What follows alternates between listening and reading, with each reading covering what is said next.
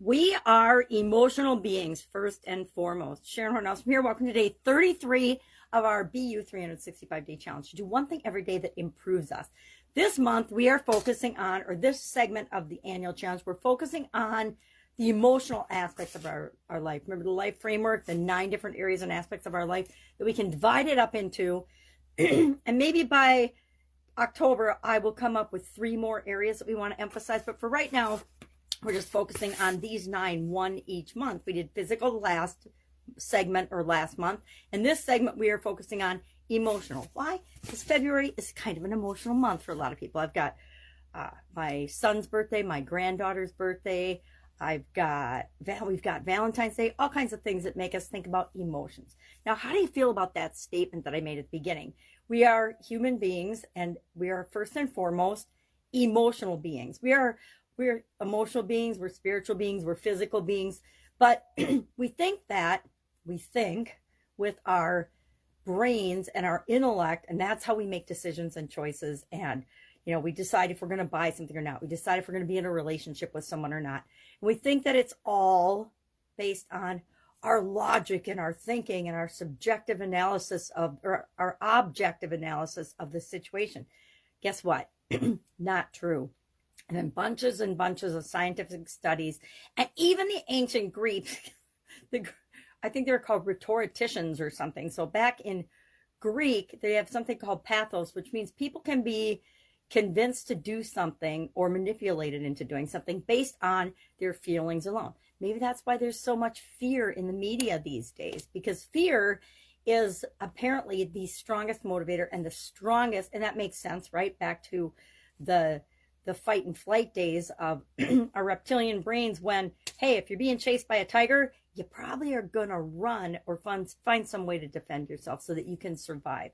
So fear is probably one of the oldest and most built-in and inherent emotions that we have. So I did a bunch of research and I looked up because I was curious, how many emotions are there? Later on in this segment, we will talk about something called the emotional guidance system that I learned from Esther Hicks and Jerry Hicks and Abraham Hicks and the teachings of Abraham, I think that's where it came from first, not sure, but it's all over the place, this emotional guidance system. Super powerful tool. I think we'll deal with it when we're talking about the SOAP framework this time through with respect to our emotions.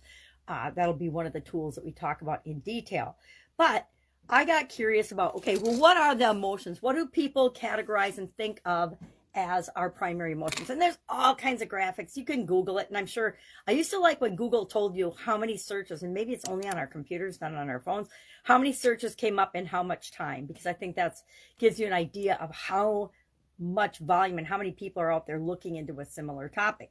But I looked up emotions. I'm going to grab my magnifying glass so I can see what it is. And of course, there were 3, 4, 5, 6, not 7, but then 8 main emotions or core emotions. And then there were a bunch of studies done. Now, we always need to keep in mind when somebody quotes statistics or says studies, etc., we want to get sometimes, before we put a lot of weight into thinking that we're going to adopt those beliefs or have feelings about that information, we need to say, okay, well, where did this really come from? What was the study?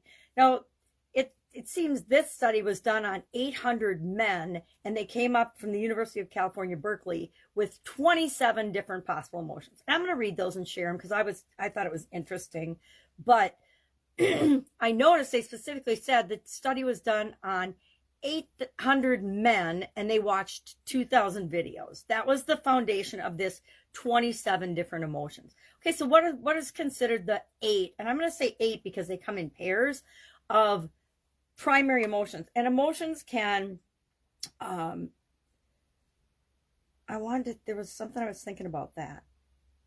Anyway, I want to talk about, number 1, what's the difference between emotions and feelings? Because we have both, but what's the difference? Emotions are our bodies are a they're our response, our physiological, I can't even say it, physiological response to stimulus, outside stimulus or inside stimulus, right? They come from our subconscious, and they're mostly an automatic response. We like to think that we have control over them, but they don't. Our emotions come first, followed by our feelings, because our feelings are our conscious acknowledgement and thought in response to the emotions that we're feeling in our body. And then after that comes our actual conscious thought, right? Because things appear, so our body senses things. Our bodies are like these amazing receptors, right, of energy, because emotions are just different forms of energy. And they sense that and receive messages, respond immediately, physiologically. And then our subconscious says, our subconscious brain is all about keeping us safe. So it's, do I need to run? Do I need to fight or flight? Do I need to do anything? And then that kicks in our feelings on a subconscious level. And then, and only then, does our conscious brain, if it's something that's urgent enough that our conscious needs to be aware of it, will our thinking, our actual conscious thought kick in and we deal with the situation. So our actually conscious thought as human beings comes last in the thinking, feeling, or the emotions, feeling, and then the reaction process, right? Or the conscious thinking process. So what are these 8 emotions? And then I'll run through the list of 27. Our action item today, I'm going to tell you that right now, is share in one sentence how you feel about your emotions, or how, that's exactly what I mean to say. How do you feel about your emotions? And just one sentence. I feel, I'm not a very emotional person. I feel I'm a very emotional person. I feel whatever. I feel blank and about my emotions. And, I feel adamant. I feel nothing. I feel neutral. Whatever you want to say, I feel something about my emotions. That's our action item today. So what are these emotions that have been categorized by scientists unknown? The 8 are joy and sadness, acceptance and disgust, fear and anger, surprise and anticipation. These came up with these categories by Plutocus or something. I don't know how to pronounce his name. And then there's another study that says we actually experienced 34,000 different emotions. And that was too many to read. So I settled on the list of, since like the 20 teens or so, supposedly there's 27 different emotions. And I'm going to read them because I thought they were very interesting. And I want you to maybe consider, as we go through this month, how many of these you experience on a regular basis. All right, here they are.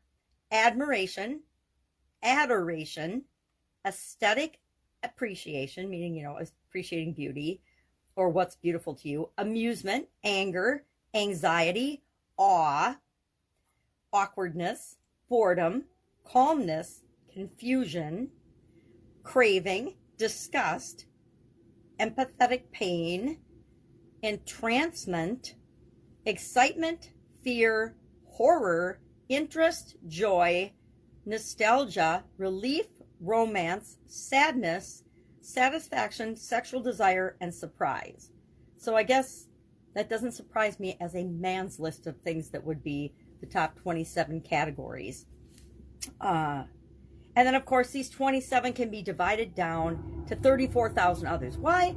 Because each of us gets to define what adoration, amusement, fear, horror, interest, pain, entrancement, awe, what's adoration, what's the difference for you? Because we each individually define our emotions. We get to define what these different emotions and feelings are and how they respond in our body. And we'll talk about that later this segment too.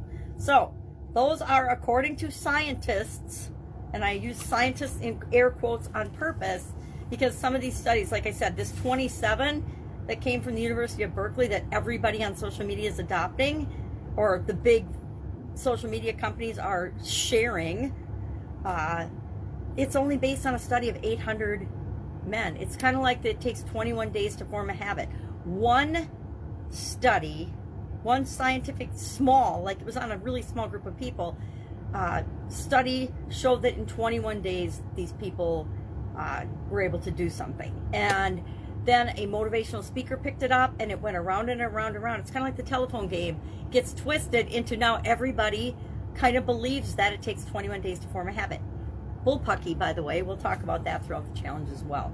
It's different for each of us. It depends on the habit, depends how motivated you are, it depends on all kinds of different factors, how many days it takes to form a new or a bad habit. Bad habits usually come like that. Right? Me, it doesn't take anything for me to eat caramels, right? Eat sugar. It forms immediately. As soon as we have some sugar, as soon as we have some drugs, alcohol, different things, that immediately forms a bad habit in us if we're not careful. And good habits, sometimes they take a year to actually become a habit for us. All right, I'm getting off topic. Have an awesome day. Any questions, hit me up. Otherwise, I will be with you tomorrow for day 34 of our BU 365 Day Challenge. It's still about emotions. Have a great day.